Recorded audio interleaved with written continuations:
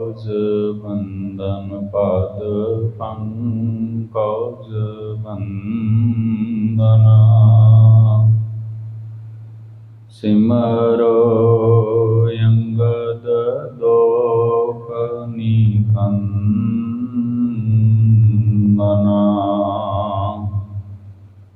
ਅਮਰਦਾਸ ਗੁਰ ਹਿਰਦੈ ਧਿਆਵੋ ਹਿਰਦੈ ਧਿਆਵੋ ਸ੍ਰੀ ਗੁਰੂ ਰਾਮਦਾਸ ਗੁਣ ਗਾਵੋ ਸ੍ਰੀ ਅਰਜਨ ਬਿਘਨਨ ਕੇ ਨਾਸਿਕ ਬਿਘਨਨ ਕੇ ਨਾਸ਼ਕ ਹਰ ਗੋਬਿੰਦ ਸੁਭ ਸੁਮਤ ਪ੍ਰਕਾਸਿਕ ਸ੍ਰੀ ਹਰਿ ਰਾਇ ਨਮੋ ਕਰ ਜੋਰੀ ਨਮੋ ਕਰ ਜੋਰੀ ਗੁਰੂ ਹਰਿ ਕ੍ਰਿਸ਼ਨ ਮਨਾਇ ਬਹੋਰੀ ਤੇਗ ਬਹਾਦਰ ਪਰਮ ਕਿਰਪਾਲਾ ਜੀ ਪਰਮ ਕਿਰਪਾਲਾ ਸ੍ਰੀ ਗੁਰੂ ਗੋਬਿੰਦ ਸਿੰਘ ਵਿਸ਼ਾਲਾ ਕਰਉ ਧਰਾ ਧਰ ਪੁਨ ਪੁਨ ਸੀਸ ਜੀ ਪੁਨ ਪੁਨ ਸੀਸ ਬੰਦੋ ਬਾਰ ਬਾਰ ਜਗਦੀਸ਼ ਜਿਸਮਹਿ ਅੰਮ੍ਰਿਤ ਗਿਆਨ ਹੈ ਮਾਨੁਖ ਭਗਤ ਵੈਰਾਗ ਸ੍ਰੀ ਗੁਰੂ ਗ੍ਰੰਥ ਸਾਹਿਬ ਉਦਦ ਮੰਦੋ ਕਰ ਅਨੁਰਾਗ ਇਕ ਓੰਕਾਰ ਸਤਿਗੁਰੂ ਤਿਹ ਪ੍ਰਸਾਦ ਸਚ ਹੋਏ ਵਾਹਿਗੁਰੂ ਜੀ ਕੀ ਫਤਿਹ ਵਿਗਨ ਵਿਨਾਸ਼ਨ ਸੋਏ ਵਾਹਿਗੁਰੂ ਜੀ ਕੀ ਫਤਿਹ ਵਿਘਨ ਵਿਨਾਸ਼ਨ ਸੋਏ ਦੋਹਰਾ ਬਿਸ਼ਨ ਸਿੰਘ ਤੇ ਸੁਨ ਗੁਰੂ ਸ਼੍ਰੀ ਮੁਖ ਤੇ ਫੁਰਮਾਏ ਮਤ ਚਿੰਤਾ ਚਿਤ ਕੀਜੀਐ ਹੋਏ ਰਘਬੀਰ ਸਹਾਏ ਪਰਮ ਸਨਮਾਨਯੋਗ ਚਵਰ ਛਤਰ ਤਖਤ ਦੇ ਮਾਲਕ ਜ਼ਾਹਰ ਜ਼ਹੂਰ ਹਾਜ਼ਰ ਹਜ਼ੂਰ ਸਰਬ ਕਲਾ ਭਰਪੂਰ ਸਤਿਗੁਰੂ ਸਾਹਿਬ ਸ੍ਰੀ ਗੁਰੂ ਗ੍ਰੰਥ ਸਾਹਿਬ ਜੀ ਮਹਾਰਾਜ ਸਤਿਗੁਰੂ ਜੀ ਕੀ ਪਾਵਨ ਪਵਿੱਤਰ ਹਜ਼ੂਰੀ ਅੰਦਰ ਹਾਜ਼ਰੀਨ ਗੁਰੂ ਸਵਾਰੇ ਗੁਰੂ ਪਿਆਰੇ ਸਤਸੰਗੀ ਜਨੋ ਆਓ ਮਹਾਰਾਜ ਜੀ ਕੀ ਬਾਰ ਬਖਸ਼ਿਸ਼ ਨਾਲ ਸੰਧਿਆ ਵੇਲੇ ਦੇ ਪਾਵਨ ਪਵਿੱਤਰ ਦੀਵਾਨਾਂ ਦੀ ਪ੍ਰਾਰੰਭਤਾ ਕਰੀਏ।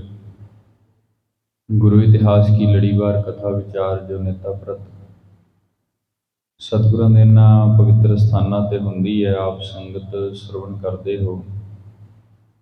ਚਲਦੀ ਆ ਰਹੀ ਲੜੀ ਤਹਿਤ ਥੋੜਾ ਜਿਹਾ ਸਮਾਂ ਮਹਾਰਾਜ ਜੀ ਕੇ ਜੀਵਨ ਬ੍ਰਿਤਾਂਤਾਂ ਦੇ ਨਾਲ ਜੁੜਨ ਦਾ ਯਤਨ ਕਰਦੇ ਹਾਂ। ਸਭ ਤੋਂ ਪਹਿਲਾਂ ਗੁਰਦੇਵ ਪਿਤਾ ਸ਼੍ਰੀ ਗੁਰੂ ਗ੍ਰੰਥ ਸਾਹਿਬ ਮਹਾਰਾਜ ਜੀ ਤੋਂ ਆਗਿਆ ਲਈਏ। ਗੁਰੂ ਫਤਿਹ ਨਾਲ ਸਾਂਝ ਪਾਉਣੀ। ਫਤਿਹ ਪਰਵਾਨੇ ਜੀ। ਵਾਹਿਗੁਰੂ ਜੀ ਕਾ ਖਾਲਸਾ, ਵਾਹਿਗੁਰੂ ਜੀ ਕੀ ਫਤਿਹ। ਕੱਲ੍ਹ ਦੇ ਦੀਵਾਨਾਂ ਅੰਦਰ ਜਿੱਥੇ ਸੰਪੰਨਤਾ ਹੋਈ,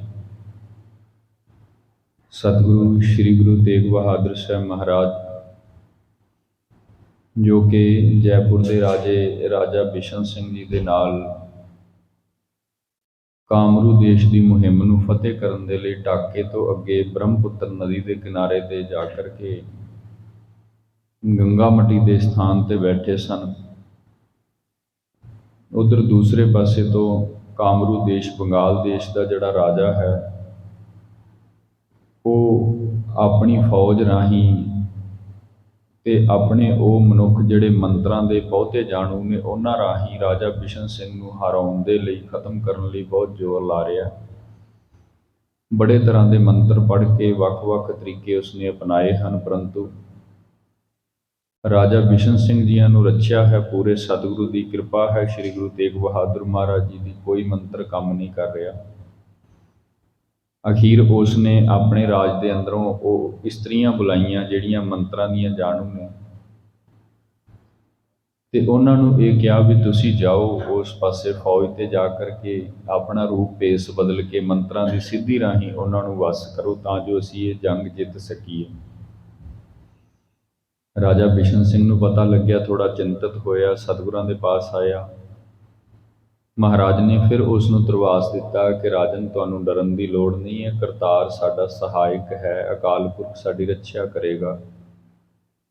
ਕੋਈ ਵੀ ਆ ਜਾਵੇ, ਕਿਸੇ ਤਰ੍ਹਾਂ ਦਾ ਵੀ ਮੰਤਰ ਪੜ੍ਹੇ, ਸਾਡਾ ਰੱਤਾ ਵੀ ਨੁਕਸਾਨ ਨਹੀਂ ਕਰ ਸਕਦਾ, ਕਿਉਂਕਿ ਸਾਡੇ ਪਾਸ ਸਿਰਮੌਰ ਮੰਤਰ ਹੈ। ਸੋ ਜਿਵੇਂ ਵਾਰਤਾਲਾਪ ਹੋ ਰਹੀ ਹੈ, ਭਾਈ ਸਾਹਿਬ ਜੀ ਨੇ ਅੱਗੇ ਜ਼ਿਕਰ ਕੀਤਾ, ਪ੍ਰਾਰੰਭ ਅੰਦਰ ਮੰਗਲ ਕਰਦੇ ਹਨ ਬਿਸ਼ਨ ਸਿੰਘ ਤੇ ਸੁਣ ਗੁਰੂ ਸ਼੍ਰੀ ਮੁਖ ਤੇ ਫਰਮਾਏ। ਰਾਜਾ ਬਿਸ਼ਨ ਸਿੰਘ ਦੀ ਬੇਨਤੀ ਨੂੰ ਸੁਣ ਕਰਕੇ ਮਹਾਰਾਜ ਨੇ ਆਪਣੇ ਪਵਿੱਤਰ ਮੁਖ ਤੋਂ ਫਿਰ ਇਹ ਆਸ਼ੀਸ਼ ਦਿੱਤੀ, ਬਚਨ ਕਹੇ ਸਨ, ਮਮ ਚਿੰਤਾ ਚਿਤ ਕੀਜੀਐ ਹੋਏ ਰਘੁਵੀਰ ਸਹਾਈ। ਕਿ ਐਸੇ ਮਤ ਚਿੰਤਾ ਚਿਤ ਕੀਜੀਐ, ਭਾਵ ਕੋਈ ਕਿਸੇ ਕਿਸਮ ਦੀ ਤੁਸੀਂ ਚਿੰਤਾ ਨਾ ਕਰੋ। ਸਾਡਾ ਜਿਹੜਾ ਰਾਖਾ ਹੈ ਉਹ ਅਕਾਲ ਪੁਰਖ ਆਪ ਹੈ, ਤੇ ਸਾਡੀ ਸਦੀਵ ਹਰ ਸਮੇਂ ਸਾਡੀ ਸਹਾਇਤਾ ਉਹ ਆਪ ਕਰਦਾ ਹੈ।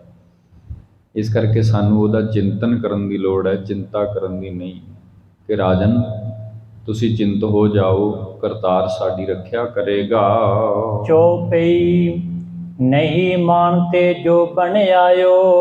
ਮਹਾਰਾਜ ਮੁਸਕਰਾ ਕੇ ਕਹਿਣ ਲੱਗੇ ਕਿ ਰਾਜਾ ਬਿਸ਼ਨ ਸਿੰਘ ਜੀ, ਜਿਹੜਾ ਕਾਰਜ ਤੁਹਾਡੇ ਦਾਦਾ ਜੀ ਤੋਂ ਨਹੀਂ ਬਣਿਆ, ਭਾਵ ਰਾਜਾ ਮਾਨ ਸਿੰਘ ਵੀ ਇਸ ਮੁਹਿੰਮ ਤੇ ਗਏ ਸਨ ਪਰੰਤੂ ਜਿੱਤ ਨਹੀਂ ਸਕੇ, ਜਿਹੜਾ ਕਾਰਜ ਤੁਹਾਡੇ ਦਾਦਾ ਜੀ ਤੋਂ ਪੂਰਾ ਨਹੀਂ ਹੋਇਆ, ਮਹਾ ਕਠਨ ਹੈ ਤੋ ਬਤਾਇਓ। ਤੇ ਤੁਸੀਂ ਵੀ ਇਹ ਕਹਿ ਰਹੇ ਹੋ ਉਸ ਦਿਨ ਤੋਂ ਵੀ ਬਹੁਤ ਕਠਿਨ ਕਾਰਜ ਹੈ, ਵੱਡੀ ਮੁਹਿੰਮ ਹੈ। ਕਿਉਂਕਿ ਜੇ ਸ਼ਾਸਤਰਾਂ ਦੀ ਜੰਗ ਹੋਵੇ, ਮੰਨ ਲਓ ਸ਼ਸਤਰਾਂ ਦੇ ਨਾਲ ਲੜਨਾ ਹੈ, ਤੇ ਸੈਨਿਕਾਂ ਸਿਪਾਹੀਆਂ ਦੇ ਲਈ ਲੜਨਾ ਸੌਖਾ ਹੁੰਦਾ ਹੈ। ਦੋਵੇਂ ਪਾਸਿਆਂ ਦੀਆਂ ਫੌਜਾਂ ਸ਼ਸਤਰਾਂ ਨਾਲ ਲੜਦੀਆਂ ਹਨ, ਪਰੰਤੂ ਇੱਥੇ ਇੱਕ ਪਾਸੇ ਦੀ ਫੌਜ ਸ਼ਸਤਰ ਲੈ ਕੇ ਆਉਂਦੀ ਹੈ, ਦੂਜੇ ਪਾਸੇ ਵਾਲੇ ਮੰਤਰ ਵਰਤ ਲੈਂਦੇ ਨੇ। ਸੋ ਇਸ ਕਰਕੇ ਇਸ ਮੁਹਿੰਮ ਨੂੰ ਫਤਿਹ ਕਰਨਾ, ਤੁਸੀਂ ਵੀ ਕਹਿੰਦੇ ਸੀ ਕਿ ਬਹੁਤ ਮੁਸ਼ਕਿਲ ਹੈ। ਸੋ ਕਾਰਜ ਤੂੰ ਕਰੈ ਬਣਾਏ। ਸੋ ਕਾਰਜ ਭਾਵ ਹੁਣ ਇਹ ਜਿਹੜਾ ਕਾਰਜ ਤੁਸੀਂ ਕਰ ਰਹੇ ਹੋ, ਤੁਹਾਡੀ ਇਹ ਡਿਊਟੀ ਲੱਗੀ ਹੈ, ਤੁਹਾਡੀ ਸੇਵਾ ਲੱਗੀ ਹੈ, ਤੇ ਤੁਸੀਂ ਹੁਣ ਉਦਮ ਕਰ ਰਹੇ ਹੋ ਵੀ ਇਹ ਕਾਰਜ ਪੂਰਾ ਹੋ ਜਾਵੇ, ਤੇ ਹੋਵੇਗਾ ਵੀ। ਵਿਜੈ ਕਾਮਰੂ ਕੀ ਹੋਇ ਜਾਏ। ਚਿੰਤਾ ਕਰਨ ਦੀ ਲੋੜ ਨਹੀਂ ਰਾਜਨ, ਇਹ ਜਿਹੜਾ ਕਾਮਰੂ ਦੇਸ਼ ਹੈ, ਬੰਗਾਲ ਦੇਸ਼ ਹੈ, ਇਹਦੀ ਵਿਜੈ ਆਪਾਂ ਹੋਵਾਂਗੇ, ਭਾਵ ਅਸੀਂ ਜਿੱਤਾਂਗੇ ਜ਼ਰੂਰ। ਇਸ ਨੂੰ ਫਤਿਹ ਕਰਕੇ ਹੀ ਵਾਪਸ ਜਾਵਾਂਗੇ ਜੀ। ਸ਼੍ਰੀ ਨਾਨਕ ਕੋ ਮੈਧ ਪ੍ਰਤਾਪੂ। ਤੇ ਮਹਾਰਾਜ ਕਹਿਣ ਲੱਗੇ, ਬੜੀ ਬਖਸ਼ਿਸ਼ ਹੈ ਗੁਰੂ ਨਾਨਕ ਸਾਹਿਬ ਮਹਾਰਾਜ ਜੀ ਕੇ ਚਰਨਾਂ ਦੇ ਵਿੱਚ, ਬੜੀ ਕਿਰਪਾ ਹੈ ਗੁਰੂ ਨਾਨਕ ਸਾਹਿਬ ਮਹਾਰਾਜ ਜੀ ਕੀ, ਬਹੁਤ ਵੱਡਾ ਪ੍ਰਤਾਪ ਹੈ ਜੀ। ਇਸ ਤੇ ਜਸ ਲੈ ਹੈ ਬੋ ਆਪੂ। ਉਹ ਆਪ ਹੀ ਕਿਰਪਾ ਕਰਦੇ ਨੇ ਕਿਸੇ ਮਨੁੱਖ ਦੇ ਵਿੱਚ ਵਰਤ ਕੇ, ਤੇ ਆਪ ਹੀ ਸਾਰੇ ਕਾਰਜ ਰਾਸ ਕਰ ਲੈਂਦੇ ਨੇ। ਹਾਂ, ਵਡਿਆਈ ਪਤਾ ਨਹੀਂ ਕਿਹਨੂੰ ਦੇ ਦੇਣ, ਇਹ ਉਹਨਾਂ ਦੀ ਬਖਸ਼ਿਸ਼ ਹੈ, ਜਸ। ਇਸੇ ਕਰਕੇ ਗੁਰੂ ਨਾਨਕ ਸਾਹਿਬ ਜੀਆਂ ਦੇ ਘਰ ਦਾ ਜਿਹੜਾ ਜਸ ਹੈ ਉਹ ਵੱਡਾ ਹੈ ਜੀ। ਸੁਖ ਕੇ ਸਹਿਤ ਸਦਨ ਮੈਂ ਮਿਲ ਹੈ। ਸੁਖ ਕੇ ਸਹਿਤ ਭਾਵ ਤੁਸੀਂ ਇੱਥੇ ਆਰਾਮ ਦੇ ਨਾਲ ਬੈਠੇ ਹੋ, ਕੋਈ ਬਹੁਤੀ ਵੱਡੇ ਪੱਧਰ ਤੇ ਸ਼ਸਤਰ ਦੀ ਜੰਗ ਲੜਨ ਦੀ ਵੀ ਲੋੜ ਨਹੀਂ ਪੈ ਰਹੀ, ਫਿਰ ਵੀ ਸਾਡੀ ਜਿੱਤ ਦਿਨ ਬ ਦਿਨ ਹੋ ਰਹੀ ਹੈ। ਇਸ ਕਰਕੇ ਆਰਾਮ ਨਾਲ ਇਸੇ ਤਰ੍ਹਾਂ ਇੱਥੇ ਟਿਕੇ ਰਹੋ। ਇਸ ਤੇ ਜਸ ਲੈ ਹੈ ਬੋ ਆਪੂ। ਮਹਾਰਾਜ ਆਪ ਕਿਰਪਾ ਕਰਦੇ ਹਨ। ਸੁਖ ਕੇ ਸਹਿ ਸਦਨ ਮੈਂ ਮਿਲ ਹੈ। ਆਪਣਿਆਂ ਸੇਵਕਾਂ ਦੀ ਰੱਖਿਆ ਆਪ ਕਰ ਲੈਂਦੇ ਹਨ, ਇਸ ਲਈ ਤੁਸੀਂ ਇੱਥੇ ਵਿਸ਼ਰਾਮ ਨਾਲ ਆਰਾਮ ਨਾਲ ਬੈਠੋ ਜੀ। ਰਹਿ ਕੇ ਤਿਕ ਦਿਨ ਮੈਂ ਪੁਨ ਚਲ ਹੈ। ਬਸ ਕੁਝ ਦਿਨ ਸਾਨੂੰ ਹੋਰ ਲੱਗਣਗੇ ਇਸ ਮੁਹਿੰਮ ਤੇ, ਫਿਰ ਆਪਾਂ ਵਾਪਸ ਪੰਜਾਬ ਦੇਸ਼ ਵੱਲ ਨੂੰ, ਆਪਣੇ ਦੇਸ਼ ਵੱਲ ਨੂੰ ਮੁੜਨਾ ਹੈ। ਅਬ ਕੇ ਇਸਤਰੀ ਟਾਮਨ ਹਾਰੀ। ਹੁਣ ਤੁਹਾਨੂੰ ਵੀ ਪਤਾ ਹੈ, ਜਿਹੜੇ ਸੂਈਏ ਨੇ ਉਹਨਾਂ ਨੇ ਆ ਕੇ ਸੁਨੇਹਾ ਦੇ ਦਿੱਤਾ ਹੈ ਵੀ ਬੰਗਾਲ ਦੇ ਰਾਜੇ ਨੇ ਨਾ ਉਹਨਾਂ ਇਸਤਰੀਆਂ ਨੂੰ ਭੇਜਿਆ ਸਾਡੀ ਫੌਜ ਵੱਲ ਜਿਹੜੀਆਂ ਮੰਤਰ ਜਾਣਦੀਆਂ ਨੇ, ਜਿਵੇਂ ਟੂਣੇ ਟਮਾਣ ਆਦਿਕ ਮੰਤਰ ਜਿਨ੍ਹਾਂ ਦੇ ਪਾਸ ਮੰਤਰਾਂ ਦੀ ਸਿੱਧੀ ਹੈ, ਸੋ ਹੁਣ ਉਹ ਹਮਲਾ ਕਰਕੇ ਭਾਵ ਸਾਡੀ ਫੌਜ ਦੇ ਉੱਪਰ ਆ ਰਹੀਆਂ ਹਨ। ਜਬ ਆਵੈ ਲਸਕਰ ਦਿਸ ਤੇ ਸਾਰੀ। ਜਦੋਂ ਕਿਤੇ ਉਹ ਤੁਹਾਡੀ ਫੌਜ ਰਾਜਾ ਬਿਸ਼ਨ ਸਿੰਘ ਦੀ ਜਿਹੜੀ ਫੌਜ ਹੈ ਇਸ ਲਸ਼ਕਰ ਤੇ ਆ ਕੇ ਹਮਲਾ ਕਰਨਗੀਆਂ, ਤਤ ਛਿਨ ਸੁਧ ਹੈ ਨਿਕਟ ਪਹੁੰਚਾਵੋ। ਬਸ ਉਸ ਵਕਤ ਇਹ ਕਾਰਜ ਕਰਿਓ ਰਾਜਨ ਕਿ ਜਿਵੇਂ ਹੀ ਤੁਹਾਨੂੰ ਪਤਾ ਲੱਗੇ ਕਿ ਸਾਡੀ ਫੌਜ ਤੇ ਹਮਲਾ ਹੋ ਚੁੱਕਾ ਹੈ, ਕਿਉਂਕਿ ਉਹਨਾਂ ਨੇ ਮੰਤਰਾਂ ਨਾਲ ਹਮਲਾ ਕਰਨਾ ਹੈ, ਮੰਤਰ ਪੜ੍ਹਨੇ ਨੇ। ਸੋ ਜਿਸ ਵਕਤ ਵੀ ਤੁਹਾਨੂੰ ਸੁੱਧ ਮਿਲੇ, ਪਤਾ ਲੱਗੇ ਕਿ ਹਮਲਾ ਕਰ ਰਹੇ ਹਨ, ਉਸੇ ਵਕਤ ਤਤ ਛਿਣ ਹੀ ਇੱਕ ਵਾਰ ਸਾਨੂੰ ਆ ਕੇ ਜ਼ਰੂਰ ਦੱਸਣਾ ਹੈ। ਬੇਗ ਤੁਰੰਗ ਸੌਰ ਚੜਾਵੈ। ਦੇਰ ਨਾ ਕਰਿਓ, ਕਿਉਂਕਿ ਦੇਰ ਹੋ ਗਈ ਤੇ ਹੋ ਸਕਦਾ ਹੈ ਉਸ ਕੋਈ ਸਾਡਾ ਜਾਂ ਤੁਹਾਡੀ ਫੌਜ ਦਾ ਨੁਕਸਾਨ ਕਰਨ। ਬਹੁਤ ਜਲਦੀ ਨਾਲ ਆਪਣੇ ਕਿਸੇ ਹੀ ਸੇਵਕ ਸੂਰਮੇ ਨੂੰ ਸਾਡੇ ਵੱਲ ਭੇਜ ਦੇਣਾ ਕਿ ਹਮਲਾ ਹੋ ਚੁੱਕਾ ਹੈ। ਹਮ ਦੇਖੈ ਪੁਨ ਸਖਤ ਨਾ ਰਹੈ। ਜੇਕਰ ਉਸ ਵਕਤ ਜਿਸ ਵਕਤ ਉਹ ਇਸਤਰੀਆਂ ਮੰਤਰਾਂ ਨਾਲ ਹਮਲਾ ਕਰਨਗੀਆਂ ਤੇ ਉਸ ਵਕਤ ਅਸੀਂ ਉਹਨਾਂ ਵੱਲ ਨਿਗਾਹ ਭਰ ਕੇ ਤੱਕਿਆ, ਗੁਰੂ ਨਾਨਕ ਸਾਹਿਬ ਜੀ ਦੀ ਕਿਰਪਾ ਵਰਤੇਗੀ, ਉਹਨਾਂ ਦੀ ਸ਼ਕਤ ਹਰ ਲਵਾਂਗੇ, ਖਿੱਚ ਲਵਾਂਗੇ। ਛੂਛੀ ਹੋਏ ਤਿਸੀ ਥਲ ਬਹਿ। ਜਿਸ ਵਕਤ ਸ਼ਕਤੋਂ ਤਾਕਤੋਂ ਮੰਤਰ ਖਿੱਚ ਲੈ ਤੇ ਫਿਰ ਪਿੱਛੇ ਰਹਿਣਾ ਕੀ ਹੈ, ਫਿਰ ਮਨੁੱਖ ਖਾਲੀ ਹੋ ਗਿਆ ਸਮਝੋ, ਫਿਰ ਕਾਹਦੇ ਵਾਰ ਤੇ ਕਾਹਦਾ ਜ਼ੋਰ। ਇਹ ਇੱਦਾਂ ਹੀ ਹੈ ਗੁਰਮੁਖੋ, ਜਿਵੇਂ ਗੁਰੂ ਨਾਨਕ ਸਾਹਿਬ ਮਹਾਰਾਜ ਜੀਆਂ ਨੇ ਸਿੱਧਾਂ ਨਾਲ ਗੋਸ਼ਟ ਕੀਤੀ ਤੇ ਉਹਨਾਂ ਨੇ ਮੰਤਰ ਪੜ੍ਹ ਕੇ ਬਹੁਤ ਭਿਅੰਕਰ ਮੰਜ਼ਰ ਗੁਰੂ ਨਾਨਕ ਸਾਹਿਬ ਮਹਾਰਾਜ ਨੂੰ ਵਿਖਾਉਣ ਦਾ ਯਤਨ ਕੀਤਾ। ਲੇਕਿਨ ਜਦੋਂ ਪੂਰਾ ਗੁਰੂ ਸਨਮੁਖ ਬੈਠਾ ਹੋਵੇ, ਆਪਣੀ ਕਲਾ ਵਰਤਾਉਂਦਾ, ਮਹਾਰਾਜ ਨੇ ਮੰਤਰ ਹੀ ਖਿੱਚ ਲੈ, ਸਾਰੇ ਜ਼ੋਰ ਹੀ ਖਿੱਚ ਲਏ, ਖਾਲੀ ਹੋ ਕੇ ਸ਼ੂਸ਼ੇ ਹੋ ਕੇ ਬਹਿ ਗਏ। ਹੁਣ ਕਿਹਨੂੰ ਵਿਖਾਉਣ, ਕਿਉਂਕਿ ਪੱਲੇ ਕੁਝ ਹੈ ਨਹੀਂ।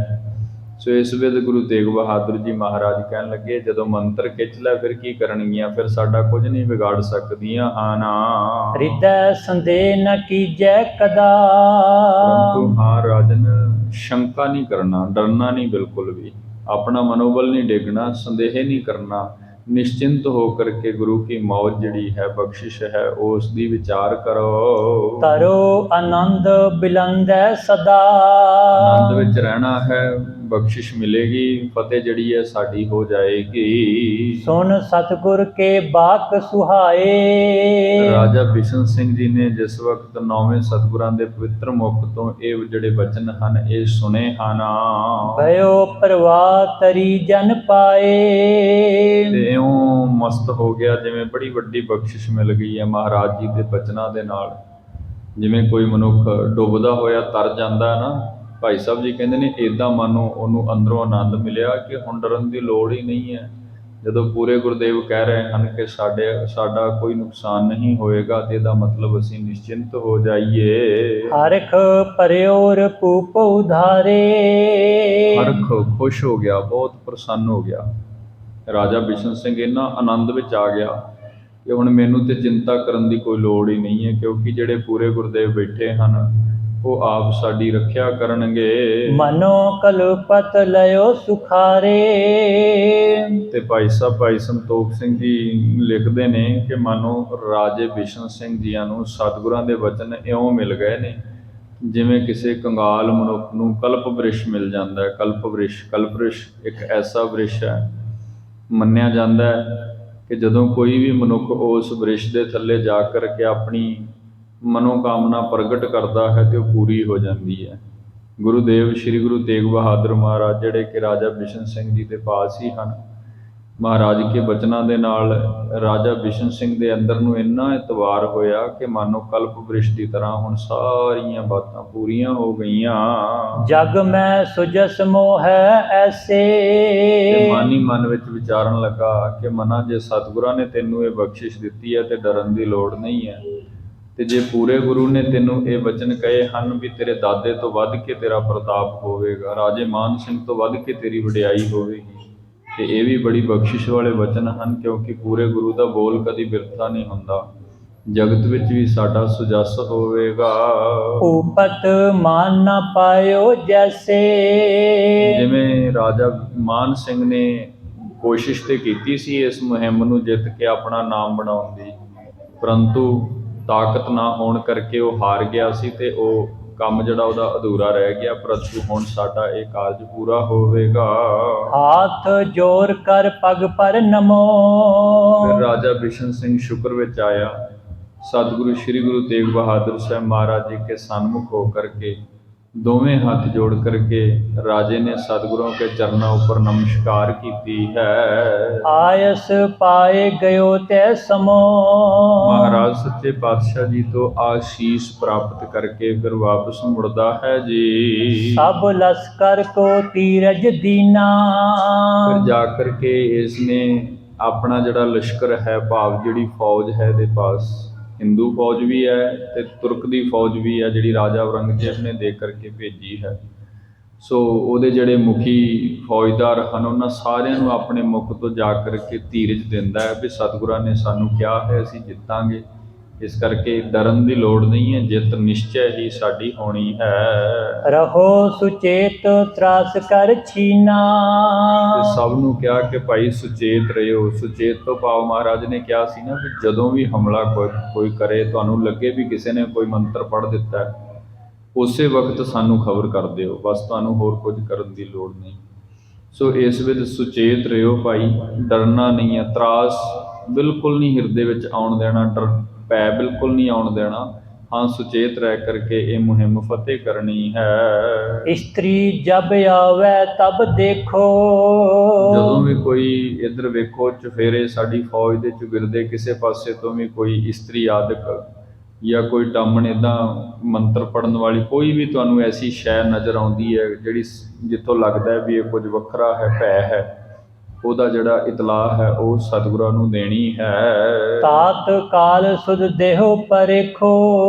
ਬਸ ਦਿਖਦਿਆਂ ਹੀ ਤਤਕਾਲ ਉਹਦੀ ਜਿਹੜੀ ਖਬਰ ਹੈ ਉਹ ਇੱਥੋਂ ਤੱਕ ਜਾਂ ਰਾਜੇ ਬਿਸ਼ਨ ਸਿੰਘ ਤੱਕ ਜਾਂ ਨੌਵੇਂ ਸਤਿਗੁਰੂ ਸ਼੍ਰੀ ਗੁਰੂ ਤੇਗ ਬਹਾਦਰ ਮਹਾਰਾਜ ਜੀ ਤੱਕ ਪਹੁੰਚਾ ਦੇਣਾ ਜੀ। ਗਹਿ ਤੁਨਕ ਜਾਰ ਨਾ ਦਹਿ। ਬਸ ਫਿਰ ਮਹਾਰਾਜ ਬਖਸ਼ਿਸ਼ ਕਰਨਗੇ, ਅਸੀਂ ਗੁਰੂ ਮੰਤਰ ਦੀ ਬਖਸ਼ਿਸ਼ ਦੇ ਨਾਲ ਕਿੰਨਾ ਵੀ ਵੱਡੀ ਤਾਕਤ ਉਹਦੇ ਪਾਸ ਕਿਉਂ ਨਾ ਹੋਈ ਉਹਨੂੰ ਫੜ ਲਵਾਂਗੇ। ਬਹੁਰ ਕਾਮਰੂ ਪਤ ਫਲ ਪੈ ਹੈ। ਬਸ ਇਦਾਂ ਹੀ ਫਿਰ ਮਹਾਰਾਜ ਬਖਸ਼ਿਸ਼ ਕਰਨਗੇ, ਇਹ ਕਾਮਰੂ ਦੇਸ਼ ਦੀ ਜਿਹੜੀ ਮੁਹਿੰਮ ਹੈ ਇਹ ਸਾਡੀ ਫਤਿਹ ਹੋ ਜਾਏਗੀ। ਇਮ ਭੂਪਤ ਕੀ ਨਸਤਕ ਰਾਈ।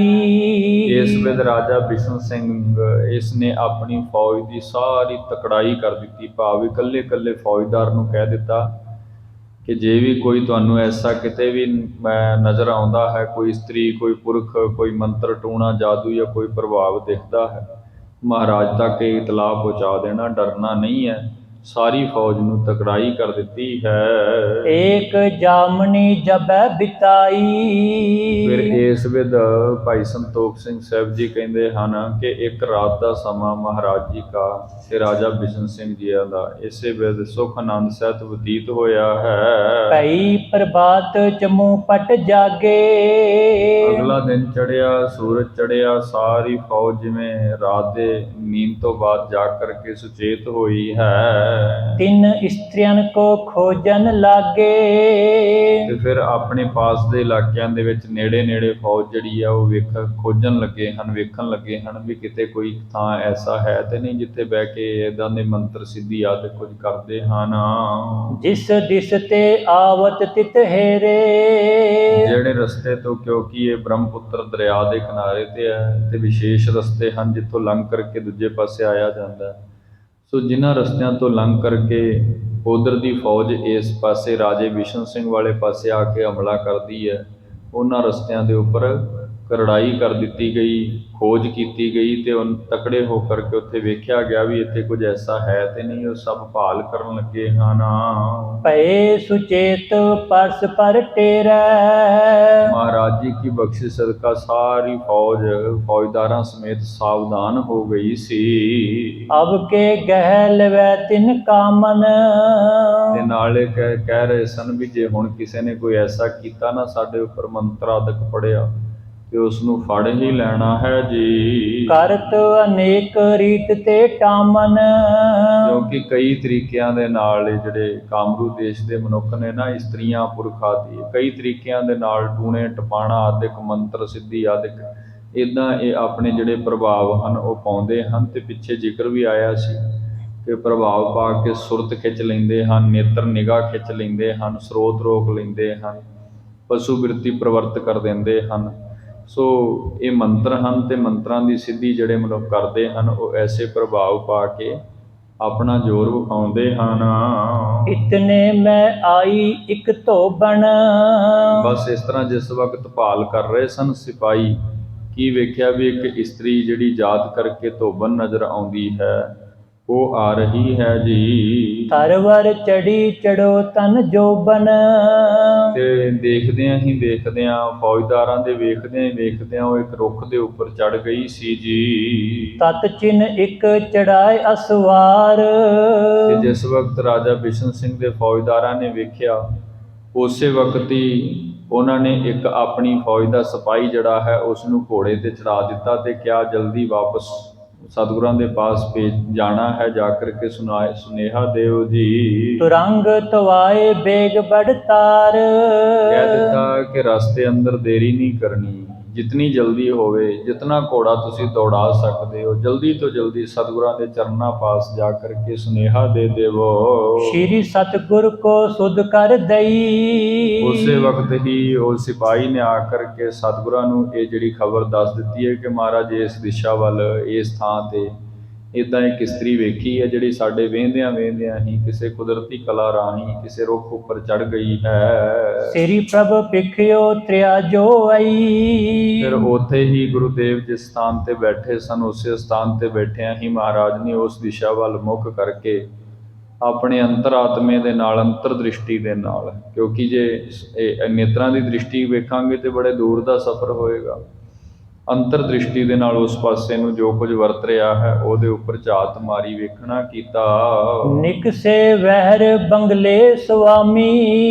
ਫਿਰ ਮਹਾਰਾਜ ਜਿਸ ਸਥਾਨ ਤੇ ਰੁਕੇ ਹੋਏ ਸਨ ਉਹ ਪਵਿੱਤਰ ਸਥਾਨ ਬੰਗਲਾ, ਉਸ ਤੋਂ ਫਿਰ ਥੋੜਾ ਜਿਹਾ ਉੱਠ ਕਰਕੇ ਆਪਣੇ ਆਸਨ ਤੋਂ ਬਾਹਰਲੀ ਪਾਸੇ ਖੁੱਲੇ ਸਥਾਨ ਵਿੱਚ ਆ ਕਰਕੇ ਖੜੇ ਹੋ ਗਏ। ਇਸ ਦਿਸ ਦ੍ਰਿਸ਼ਟਤ ਅੰਤਰ ਜਾਮੀ। ਫਿਰ ਅੰਤਰਜਾਮੀ ਸਤਿਗੁਰੂ ਉਸੇ ਹੀ ਦਿਸ਼ਾ ਦੇ ਵੱਲ ਆਪਣਾ ਮੁੱਖ ਕਰਕੇ ਤੇ ਆਪਣੇ ਅੰਤਰਾਤਮੇ ਦੇ ਨਾਲ ਕੁਝ ਨਾ ਕੁਝ ਵੇਖਦੇ ਰਹੇ। ਹੁਣ ਕੀ ਵੇਖਦੇ ਨੇ ਇੱਥੇ ਭਾਵੇਂ ਭਾਈ ਸਾਹਿਬ ਜੀ ਹੋਰਾਂ ਨੇ ਹਵਾਲਾ ਨਹੀਂ ਦਿੱਤਾ, ਪਰੰਤੂ ਅਸੀਂ ਜਾਣ ਸਕਦੇ ਹਾਂ ਅੰਤਰ ਸਿੱਧੀ ਸਤਿਗੁਰਾਂ ਦੇ ਪਾਤਸ਼ਾਹ ਹੈ, ਤ੍ਰਿਕਾਲਦਰਸ਼ੀ ਹੈ ਸਤਿਗੁਰੂ, ਜੋ ਚਾਹਨ ਉਹ ਵੇਖ ਸਕਦੇ ਨੇ, ਅਗਲੇ ਪਿਛਲੇ ਸਮੇਂ ਤੇ ਮੌਕੇ ਤੇ ਸਭ ਝਾਤ ਮਾਰ ਸਕਦੇ ਹਨ। ਸੋ ਸਤਿਗੁਰਾਂ ਨੇ ਆਪਣੇ ਅੰਤਰਾਤਮੇ ਦੇ ਨਾਲ ਹੀ ਉਹ ਸਭ ਕੁਝ ਵੇਖ ਲਿਆ ਜਿਹੜਾ ਉਹ ਮੰਤਰਾਂ ਦੇ ਨਾਲ ਕੁਝ ਕਰਨ ਜਾ ਰਹੇ ਸਨ। ਜਬੈ ਡੀਟ ਸਤਿਗੁਰ ਕੀ ਪਰੀ। ਫਿਰ ਇੱਧਰ ਭਾਈ ਸਾਹਿਬ ਜੀ ਕਹਿੰਦੇ ਹਨ ਜਿਸ ਵਕਤ ਸਤਿਗੁਰਾਂ ਨੇ ਆਪਣੇ ਅੰਤਰਾਤਮੇ ਇਹ ਕਲਾ ਵਰਤਾਈ ਤੇ ਉਹ ਸੂਖਮ ਦ੍ਰਿਸ਼ਟੀ ਸਤਿਗੁਰਾਂ ਦੀ ਉਸ ਪਾਸੇ ਵੱਲ ਨੂੰ ਪੈ ਗਈ ਹੈ। ਮੰਤਰ ਸਕਤ ਤ੍ਰੈ ਕੀ ਸਭ ਹਰੀ। ਫਿਰ ਇਦਾਂ ਹੋਇਆ ਕਿ ਉਹ ਜਿਹੜੀ ਇਸਤਰੀ ਉਹ ਮੰਤਰ ਆਦਿ ਕਰਕੇ ਤੇ ਪ੍ਰਭਾਵ ਪਾਉਣ ਦੇ ਲਈ, ਫੌਜੀ ਹਮਲੇ ਦੇ ਲਈ ਇਹ ਸਭ ਕੁਝ ਕਰ ਰਹੇ ਸਨ, ਫੌਜ ਨੂੰ ਹਰਾਉਣ ਦੇ ਲਈ, ਕਿਉਂਕਿ ਹੁੰਦਾ ਮੰਤਰਾਂ ਨਾਲ ਇਦਾਂ ਹੀ ਹੈ ਕਿ ਕੁਝ ਐਸਾ ਨਵੇਕਲਾ ਵਿਖਾ ਕੇ ਡਰਾ ਕੇ ਤੇ ਉਹ ਮੋਰਚੇ ਤੋਂ ਭਜਾ ਦਿੱਤਾ ਜਾਏ। ਸੋ ਸਤਿਗੁਰਾਂ ਦੇ ਉਸ ਦਿਸ਼ਾ ਵੱਲ ਅੰਤਰਾਤਮੇ ਤੋਂ ਝਾਤ ਮਾਰਨ ਦੇ ਨਾਲ, ਵੇਖਣ ਦੇ ਨਾਲ ਉਹਦੀ ਜਿਤਨੀ ਸ਼ਕਤ, ਜਿਹੜਾ ਤਾਕਤ ਮੰਤਰ ਆਦਿਕ ਸਭ ਤਾਕਤ ਹਰ ਲਈ, ਭਾਵ ਖਿੱਚ ਲਈ ਹੈ ਜੀ। ਨੇ ਚਲ ਤਰਵਰ ਤਿਸਥਲ ਪਇਓ। ਭਾਵ ਜੋ ਕੁਝ ਵੀ ਕਰ ਰਹੇ ਸਨ, ਜਿਸ ਢੰਗ ਦੇ ਨਾਲ ਉਹ ਟਾਮਣ ਇਸਤਰੀ ਉਹ ਵਰਤ ਰਹੀ ਸੀ ਆਪਣੇ ਮੰਤਰਾਂ ਨੂੰ, ਉਹ ਸਭ ਨਿਸ਼ਫਲ ਹੋ ਗਿਆ। ਸਖਤ ਬਹੀਨ ਉਡਿਓ ਨ ਗਇਓ। ਸ਼ਕਤੀ ਖਤਮ ਹੋ ਗਈ, ਮੰਤਰਾਂ ਦੀ ਤਾਕਤ ਜਾਂਦੀ ਰਹੀ। ਫਿਰ ਅੱਗੇ ਜੋ ਕੁਝ ਵੀ ਕਰਨਾ ਸੀ, ਜੋ ਵੀ ਪ੍ਰਭਾਵ ਪਾਉਣਾ ਸੀ ਜਾਂ ਜਿਹੜਾ ਵੀ ਭੈ ਦੇਣਾ ਸੀ, ਉਹ ਸਭ ਕੁਝ ਖਤਮ ਹੋ ਗਿਆ, ਉਹ ਦਿਖਾਇਆ ਨਹੀਂ ਜਾ ਰਿਹਾ ਜੀ। ਹਾਰ ਰਹੀ ਮੁਖ ਮੰਤਰ ਉਚਾਰਤ। ਫਿਰ ਉਸਨੇ ਉਸ ਸਥਾਨ ਤੇ ਬੜੀ ਵਾਰ ਆਪਣਾ ਉਹ ਮੰਤਰ ਨੂੰ ਪੜ੍ਹਿਆ, ਕਿਉਂਕਿ ਮੰਤਰ ਪੜ੍ਹ ਕੇ ਹੀ ਪ੍ਰਭਾਵ ਪਾਇਆ ਜਾਂਦਾ ਹੈ। ਥੱਕ ਗਈ ਮੰਤਰ ਪੜ੍ਹਦੀ ਪੜ੍ਹਦੀ, ਪਰੰਤੂ ਅਸਰ ਕੋਈ ਨਹੀਂ ਹੋਇਆ ਹੈ। ਕਛੂ ਨ ਹੋਤ ਤ੍ਰਾਸਿਉਰ ਤਾਰਤ। ਬਹੁਤ ਯਤਨ ਕੀਤਾ ਕਿ ਮੰਤਰ ਕੰਮ ਕਿਉਂ ਨਹੀਂ ਕਰ ਰਿਹਾ, ਕੋਈ ਮੰਤਰ ਵਿੱਚ ਗਲਤੀ ਹੈ, ਇੱਦਾਂ ਆਦਿਕ ਬਹੁਤ ਜ਼ੋਰ ਲਾਇਆ, ਪਰੰਤੂ ਜਿਹੜੀ ਸ਼ਕਤ ਹੈ, ਤਾਕਤ ਹੈ, ਉਹ ਸਤਿਗੁਰਾਂ ਨੇ ਖਿੱਚ ਲਈ। ਇਸ ਕਰਕੇ ਹੁਣ ਕੁਝ ਨਹੀਂ ਹੋ ਰਿਹਾ ਹੈ ਜੀ। ਇਤਿ ਉਤ ਕਰਤ ਬਿਲੋਕਨ ਬਵਰੀ। ਫਿਰ ਜਿਵੇਂ ਕਿਸੇ ਦੀ ਕੋਈ ਕੀਮਤੀ ਸ਼ੈ ਗਵਾਚ ਜਾਏ, ਕੋਈ ਤਾਕਤ ਚਲੀ ਜਾਵੇ, ਮਨੁੱਖ ਝੱਲਾ ਹੋ ਜਾਂਦਾ ਹੈ। ਉਹ ਫਿਰ ਕਦੇ ਇੱਧਰ ਦੇਖਦਾ, ਕਦੇ ਉੱਧਰ ਕਿਸੇ ਪਾਸੇ ਕੋ ਦੌੜਦਾ ਹੈ। ਇੱਦਾਂ ਭਾਈ ਸਾਹਿਬ ਜੀ ਕਹਿੰਦੇ ਹਨ ਇਹ ਤਾਕਤ ਖਤਮ ਹੋਣ ਦੀ ਦੇਰ ਸੀ। ਜਿਵੇਂ ਮਨੁੱਖ ਪਾਗਲ ਹੋ ਜਾਂਦਾ, ਇੱਦਾਂ ਉਹ ਇਸਤਰੀ ਫਿਰ ਕਦੇ ਇਸ ਪਾਸੇ ਵੱਲ ਨੂੰ ਕਦੇ ਉਸ ਪਾਸੇ ਵੱਲ ਨੂੰ ਦੌੜ ਰਹੀ ਸੀ, ਲੇਕਿਨ ਵਸ ਕੋਈ ਨਹੀਂ ਚੱਲ ਰਿਹਾ ਹੈ। नहीं तजत तरवर सो ठवरी। ਪਰੰਤੂ ਉਹ ਥਾਂ ਵਿਸ਼ੇਸ਼ ਥਾਂ ਹੈ ਇੱਕ ਰੁੱਖ ਦੇ ਥੱਲੇ, ਲੇਕਿਨ ਉਹ ਥਾਂ ਨੂੰ ਛੱਡ ਕਰਕੇ ਹੋਰ ਕਿਤੇ ਨਹੀਂ ਜਾ ਰਹੀ, ਬਸ ਉੱਥੇ ਹੀ ਚੁਗਿਰਦੇ ਦੌੜ ਰਹੀ ਹੈ। महासिद्ध की दृष्ट परी है। ਪਰ ਹੁਣ ਕਰੇ ਕੀ, ਕਿਉਂਕਿ ਇੱਧਰ ਜਿਸ ਦੀ ਦ੍ਰਿਸ਼ਟੀ ਉਹਦੇ ਉੱਪਰ ਪਈ ਹੈ ਉਹ ਕੋਈ ਆਮ ਮਨੁੱਖ ਨਹੀਂ, ਮਹਾਸਿੱਧ ਕੀ ਦ੍ਰਿਸ਼ਟ ਪੜੀ ਹੈ। ਮਹਾਸਿੱਧ ਤੋਂ ਭਾਵ ਸਿਰਮੌਰ ਮੰਤਰ ਨੂੰ ਜਪਣ ਵਾਲੇ, ਰੱਬੀ ਮੰਤਰ ਜਪਣ ਵਾਲੇ ਧੰਨ ਸ਼੍ਰੀ ਗੁਰੂ ਤੇਗ ਬਹਾਦਰ ਮਹਾਰਾਜ, ਉਹਨਾਂ ਦੀ ਦ੍ਰਿਸ਼ਟੀ ਪਈ ਹੈ। ਉਹਨਾਂ ਨੇ ਉਹ ਜਿਹੜੀ ਨਿੱਕੀ ਮੋਟੀ ਤਾਕਤ ਉਹਦੇ ਪਾਸੇ ਉਹ ਸਾਰੀ ਖਿੱਚ ਲਈ ਹੈ। ਕਿਉਂਕਿ ਗੁਰਮੁਖੋ ਇਹ ਮੈਂ ਬੇਨਤੀ ਕਰਾਂ, ਜਿੰਨੀਆਂ ਵੀ ਇਹ ਮੰਤਰਾਂ ਦੀਆਂ ਤਾਕਤਾਂ ਨੇ ਨਾ, ਇਹ ਸਾਰੀਆਂ ਸਿਰਮੌਰ ਮੰਤਰ ਵਿੱਚੋਂ ਹੀ ਨਿਕਲਦੀਆਂ ਨੇ। ਸਾਰੀਆਂ ਤਾਕਤਾਂ ਜਿਹੜੀਆਂ ਹਨ ਇਹ ਨਾਮ ਦੀਆਂ ਹੀ ਤਾਕਤਾਂ ਹਨ, ਪਰੰਤੂ ਕੁਝ ਵਿਸ਼ੇਸ਼ ਮਨੁੱਖ ਵਿੱਚੋਂ ਕੁਝ ਮੰਤਰ ਪੜ੍ਹ ਕੇ ਤੇ ਉਹਦਾ ਕੁਝ ਅੰਸ਼ ਕਹਿ ਲਈਏ, ਕੁਝ ਹਿੱਸਾ ਪ੍ਰਾਪਤ ਕਰ ਲੈਂਦੇ ਨੇ। ਤੇ ਜੇਕਰ ਮਹਾਂ ਮੰਤਰ ਜਪੀਏ, ਗੁਰਮੰਤਰ ਜਪੀਏ, ਤੇ ਫਿਰ ਜਿਹੜੀ ਸਿਰਮੌਰ ਤਾਕਤ ਹੈ, ਸਭ ਤੋਂ ਵੱਡੀ ਅਗੰਮੀ ਤਾਕਤ ਹੈ, ਉਹ ਮਨੁੱਖ ਦੇ ਹੱਥ ਆ ਜਾਂਦੀ ਹੈ। ਇਸ ਲਈ ਸਤਿਗੁਰਾਂ ਨੇ ਆਪਣੀ ਕਲਾ ਵਰਤਾ ਕਰਕੇ ਉਹਦੀ ਸਾਰੀ ਤਾਕਤ ਖਿੱਚ ਲਈ। ਹੁਣ ਉਹਦੇ ਪੱਲੇ ਕੁਝ ਵੀ ਨਹੀਂ ਹੈ, ਉਹ ਹੁਣ ਵਿਆਕੁਲ ਹੋ ਰਹੀ ਹੈ। जिसते मंत्र सकत हरि है। ਜਿਹਦੇ ਮੰਤਰ ਦੀ ਸਾਰੀ ਸ਼ਕਤੀ ਮਹਾਰਾਜ ਕੀ ਦ੍ਰਿਸ਼ਟੀ ਦੇ ਨਾਲ ਖਤਮ ਹੋ ਗਈ ਸੀ। बहु लोकन तब ताए तरी है। ਬਹੁਤ ਲੋਕਨ, ਫਿਰ ਜਿਤਨੇ ਵੀ ਉੱਥੇ ਪਾਸ ਸਨ ਨਾ, ਫੌਜਦਾਰ ਸਿਪਾਹੀ ਆਦਿਕ ਬਹੁਤ ਸਾਰੇ, ਉਹਨਾਂ ਨੇ ਫਿਰ ਕੀ ਕੀਤਾ, ਜਲਦੀ ਦੌੜ ਕਰਕੇ ਉਸ ਨੂੰ ਉੱਥੋਂ ਫੜ ਲਿਆ। ਭਾਵ ਨੱਸ ਨਾ ਜਾਏ, ਨਿਕਲ ਨਾ ਜਾਏ, ਫੜ ਲਿਆ ਹੈ ਜੀ। निकट हकारण गुरु करी है। ਫਿਰ ਉਸ ਨੂੰ ਪਕੜ ਕਰਕੇ ਸਤਿਗੁਰੂ ਸ਼੍ਰੀ ਗੁਰੂ ਤੇਗ ਬਹਾਦਰ ਸਾਹਿਬ ਮਹਾਰਾਜ ਜੀ ਕੇ ਸਨਮੁਖ ਲੈ ਆਏ। ਸਤਿਗੁਰਾਂ ਦੇ ਸਨਮੁਖ ਪੇਸ਼ ਕੀਤਾ ਜਾਂਦਾ ਹੈ। गहयानी उर अदक डरी है।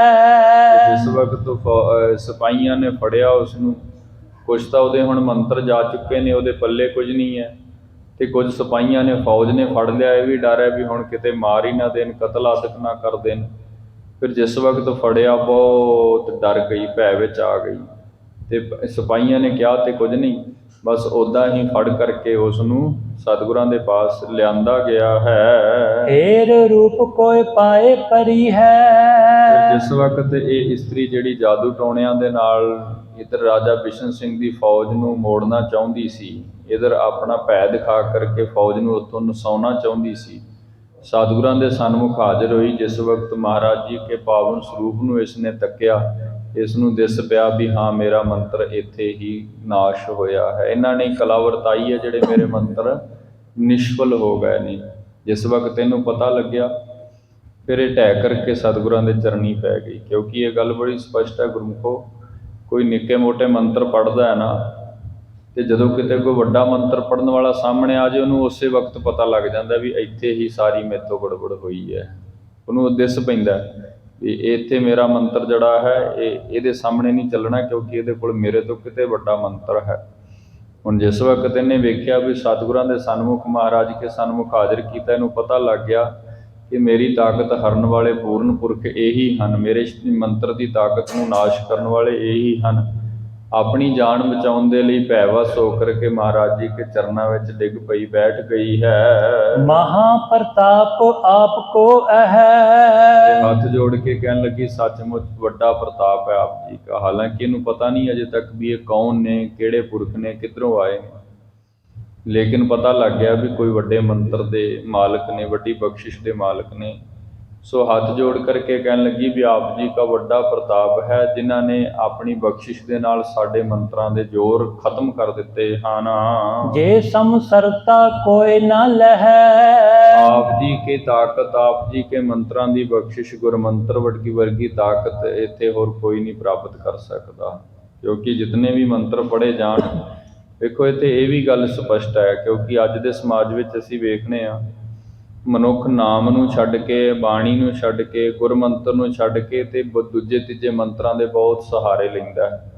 ਕਿਸੇ ਵਿਸ਼ੇਸ਼ ਮਨੁੱਖ ਕੋਲੋਂ ਕੋਈ ਇਲਮ ਪੜ੍ਹਾਉਣਾ, ਕੋਈ ਕਿਸੇ ਜਾਦੂ ਟੋਣੇ ਆਦਿਕ ਕੋਲ ਜਾਣਾ, ਇਹ ਗੁਰਮੁਖੋ ਕੇਵਲ ਤੇ ਕੇਵਲ ਐਸਾ ਛਿਨ ਸਮੇਂ ਦਾ ਪ੍ਰਭਾਵ ਹੁੰਦਾ ਹੈ, ਜਿਹਦੇ ਨਾਲ ਥੋੜ੍ਹਾ ਜਿਹਾ ਦੁੱਖ ਤੇ ਥੋੜ੍ਹਾ ਜਿਹਾ ਸੁੱਖ ਮਿਲ ਜਾਂਦਾ, ਹੋਰ ਇਹਦੇ 'ਚ ਕੁਝ ਨਹੀਂ। ਤੇ ਜੇ ਕਿਤੇ ਇਹਨੂੰ ਛੱਡ ਕੇ ਅਸੀਂ ਗੁਰਮੰਤਰ ਪੜ੍ਹ ਲਈਏ ਫਿਰ ਇਹ ਦੁੱਖ ਸੁੱਖ ਵਾਲੀ ਬਿਰਤੀ ਵੀ ਨੱਸ ਜਾਂਦੀ ਹੈ ਤੇ ਅਗੰਮੀ ਸੁੱਖ ਮਿਲਦਾ, ਭਾਵ ਉਹ ਸਿਰਮੌਰ ਤਾਕਤ ਮਨੁੱਖ ਦੇ ਹੱਥ ਆ ਜਾਂਦੀ ਹੈ ਜਿਹਦੇ ਨਾਲ ਸਭ ਕੁਝ ਕਰਨਾ ਸੰਭਵ ਹੁੰਦਾ ਹੈ, ਜਿਹਦੇ ਨਾਲ ਸਾਰਿਆਂ ਮੰਤਰਾਂ ਦਾ ਪ੍ਰਭਾਵ ਨਾਸ਼ ਕੀਤਾ ਜਾ ਸਕਦਾ। ਸੋ ਇਸ ਵਿਧ ਇਹ ਜਿਹੜੀ ਜਾਦੂਗਰਨੀ ਹੈ ਇਹ ਢਹਿ ਕਰਕੇ ਸਤਿਗੁਰਾਂ ਦੇ ਚਰਨਾਂ ਵਿੱਚ ਬੇਨਤੀ ਕਰ ਰਹੀ ਹੈ ਕਿ ਮਹਾਰਾਜ ਆਪ ਜੀ ਦੇ ਮੰਤਰ ਦਾ ਮੁਕਾਬਲਾ ਕੋਈ ਨਹੀਂ ਕਰ ਸਕਦਾ, ਮੈਂ ਤੇ ਕੀ ਸਾਡੇ ਪੂਰੇ ਬੰਗਾਲ ਦੇਸ਼ ਵਿੱਚ ਵੀ ਕੋਈ ਨਹੀਂ ਕਰ ਸਕਦਾ ਹੈ। ਮੈਂ ਬਿਲੋਕ ਤੁਮ ਨੀਕੇ ਜਾਣੇ, ਮੈਂ ਬਿਲੋਕ ਭਾਵ ਅਸੀਂ ਵੇਖਦੇ ਤਾਂ ਰਹੇ, ਜਾਦੂਗਰਨੀ ਕਹਿ ਰਹੀ ਹੈ ਕਿ ਅਸੀਂ ਵੇਖਦੇ ਤਾਂ ਰਹੇ ਹਾਂ ਵੀ ਕੋਈ ਨਾ ਕੋਈ ਇਸ ਫੌਜ ਵਿੱਚ ਜ਼ਰੂਰ ਹੈ ਜਿਹੜਾ ਸਾਡੇ ਮੰਤਰਾਂ ਨੂੰ ਰੋਕ ਦਿੰਦਾ ਹੈ, ਲੇਕਿਨ ਪਤਾ ਨਹੀਂ ਲੱਗ ਰਿਹਾ ਸੀ। ਫਿਰ ਅਸੀਂ ਵਾਰ-ਵਾਰ ਮੰਤਰ ਪੜ੍ਹਦੀਆਂ ਸਾਨੂੰ ਇਹ ਸੀ ਵੀ ਕੋਈ ਛੋਟਾ ਮੋਟਾ ਜਾਦੂਗਰ ਹੋਣਾ ਹੈ, ਇੱਕ ਦੋ ਵਾਰ ਮੰਤਰ ਪੜ੍ਹਾਂਗੇ ਉਹਦਾ ਪ੍ਰਤਾਪ, ਉਹਦਾ ਜਾਦੂ ਨੱਸ ਜਾਏਗਾ, ਖਤਮ ਹੋ ਜਾਏਗਾ ਤੇ ਫਿਰ ਅਸੀਂ ਆਪਣੀ ਕਲਾ ਵਿਖਾ ਦੇਵਾਂਗੇ। ਅਸੀਂ ਤੁਹਾਨੂੰ ਛੋਟਾ ਸਮਝਿਆ ਸੀ, ਲੇਕਿਨ ਸਾਨੂੰ ਇਹ ਨਹੀਂ ਪਤਾ ਸੀ ਵੀ ਸਾਡੇ ਮੰਤਰਾਂ ਨਾਲੋਂ ਤਾਂ ਕਿਤੇ ਵੱਧ ਕੇ ਤਾਕਤ ਤੁਹਾਡੇ ਪਾਸ ਹੈ ਜੀ। ਪਏ ਬਿਸਨ ਅਵਤਾਰ ਪਛਾਣੇ, ਤੇ ਸੱਚਮੁੱਚ ਜਿਹੜਾ ਬ੍ਰਹਮਾ ਦਾ ਅਵਤਾਰ ਭਾਵ ਸੁਣਿਆ ਜਾਂਦਾ ਹੈ ਉਹ ਅਕਾਲ ਪੁਰਖ ਆਪ, ਪਰਮਾਤਮਾ ਆਪ, ਉਹਦਾ ਜਿਹੜਾ ਅਵਤਾਰ ਵਿਸ਼ਨੂੰ ਜੀ ਮੰਨਦੇ ਹਨ, ਕਿਉਂਕਿ ਉਹ ਲੋਕ ਉਸੇ ਨੂੰ ਅਵਤਾਰ ਮੰਨਦੇ ਹੋਣਗੇ। ਤੇ ਅੱਗੇ ਉਹ ਜਿਸ ਢੰਗ ਦੇ ਨਾਲ ਦੇਵੀ ਪੂਜਾ ਕਰਕੇ ਮੰਤਰਾਂ ਦੀ ਸਿੱਧੀ ਕਰਦੇ ਨੇ, ਕਹਿਣ ਲੱਗੇ ਵੀ ਹਾਂ ਤੁਸੀਂ ਤਾਂ ਉਹੀ ਅਵਤਾਰ ਹੋ ਜਿਹੜਾ ਸਾਰੀ ਸ਼ਕਤੀ ਦਾ ਮੂਲ ਹੈ, ਸਾਰੀ ਸ਼ਕਤੀ ਦਾ ਆਦਿ ਹੈ, ਤੁਸੀਂ ਉਹੀ ਅਵਤਾਰ ਹੋ। ਅੱਜ ਦਰਸ਼ਨ ਕਰਕੇ ਇਸ ਗੱਲ ਦਾ ਪਤਾ ਲੱਗਿਆ ਹੈ। ਅਪਰ ਬਿਖੈ ਮਸਕਤ ਨ ਹੋਈ, ਅਪਰ ਵਿਖੈ ਭਾਵ ਹੋਰ ਕੋਈ ਨਹੀਂ ਹੈ ਤੁਹਾਡੇ ਤੋਂ ਬਿਨਾਂ ਇਸ ਧਰਤੀ ਤੇ। ਠੀਕ ਹੈ, ਇੱਧਰ ਬੰਗਾਲੀਆਂ ਦੇ ਪਾਸ, ਕਾਮਰੂ ਦੇਸ਼ ਦੇ ਮਨੁੱਖਾਂ ਦੇ ਪਾਸ ਮੰਤਰਾਂ ਦੀ ਸਿੱਧੀ ਬਹੁਤ ਹੈ, ਬਹੁਤ ਇਹਨਾਂ ਨੇ, ਇਹ ਜਾਦੂਗਰ ਮਨੁੱਖ ਹੀ ਨੇ ਇੱਕ ਕਿਸਮ ਦੇ ਕਹਿ ਲਈਏ, ਹਰ ਮਨੁੱਖ ਕੋਲ ਜਾਦੂ ਹੈ ਕੋਈ ਨਾ ਕੋਈ। ਲੇਕਿਨ ਜਿਹੜੀ ਸ਼ਕਤ ਆਪ ਜੀ ਕੇ ਅੰਦਰ ਵਰਤਦੀ ਹੈ, ਜਿਹੜੀ ਤਾਕਤ ਆਪ ਜੀ ਕੇ ਮੰਤਰਾਂ ਵਿੱਚ ਹੈ, ਹੋਰ ਕਿਸੇ ਕੋਲ ਨਹੀਂ ਹੈ। ਇਹ ਗੱਲ ਜਾਦੂਗਰ ਨਹੀਂ ਕਹਿਣ ਲੱਗੀ, ਮੈਂ ਦਾਅਵੇ ਨਾਲ ਕਹਿ ਸਕਦੀ ਹਾਂ। ਹੇਰਤ ਹਮੈ ਹਰਾਵੈ ਜੋਈ, ਭਾਵ ਜਿਹੜੇ ਆਪਣੀ ਇੱਕ ਦ੍ਰਿਸ਼ਟੀ ਨਾਲ ਵੇਖ ਕੇ ਹੀ ਸਾਡੇ ਮੰਤਰਾਂ ਦਾ ਪ੍ਰਤਾਪ ਖਤਮ ਕਰ ਦਿੰਦੇ ਨੇ। ਹੇਰਤ ਭਾਵ ਵੇਖਣਾ, ਵੇਖ ਕਰਕੇ ਹੀ ਸਾਡੇ ਮੰਤਰਾਂ ਦੀ ਤਾਕਤ ਖਿੱਚ ਲੈਂਦੇ ਹਨ। ਇਸ ਲਈ ਤੁਹਾਡੇ ਤੋਂ ਵੱਡਾ ਹੋਰ ਕੋਈ ਨਹੀਂ ਹੈ ਜੀ। ਸਭ ਜਗ ਕੇ ਸੁਆਮੀ ਤੁਮ ਹੋ, ਇਸ ਨੂੰ ਪਤਾ ਲੱਗ ਗਿਆ ਇਸ ਜਾਦੂਗਰਨੀ ਨੂੰ ਕਿ ਵੱਡੇ ਪੁਰਖ ਨੇ। ਹੱਥ ਜੋੜ ਕੇ ਕਹਿਣ ਲੱਗੀ ਕਿ ਤੁਸੀਂ ਸਾਰੇ ਜਗਤ ਦੇ ਸੁਆਮੀ ਹੋ, ਕਿਉਂਕਿ ਤੁਹਾਡੇ ਪਾਸ ਮਹਾ ਮੰਤਰ ਹੈ। ਕਾਰਨ ਕਰਨ ਸਰਬ ਨਿਰਭਉ, ਕਿ ਜੋ ਕੁਝ ਚਾਹੋ ਕਰ ਸਕਦੇ ਹੋ। ਸਾਡੇ ਮੰਤਰਾਂ ਦਾ ਕੀ ਜ਼ੋਰ ਹੈ ਵੀ ਅਸੀਂ ਤੁਹਾਡੀ ਤਾਕਤ ਤੇ ਕੋਈ ਅਸਰ ਪਾ ਸਕੀਏ ਜਾਂ ਤੁਹਾਡੀ ਫੌਜ ਦਾ ਨਾਸ਼ ਕਰ ਸਕੀਏ। ਪ੍ਰਵਾਨ ਕਰ ਲਿਆ ਵੀ ਅਸੀਂ ਹਾਰ ਗਏ ਹਾਂ। ਕਿਮ ਸਹਾਇ ਤੁਰਕੇਸ਼ਰ ਪਏ, ਕਿਮ ਸਹਾਇਕ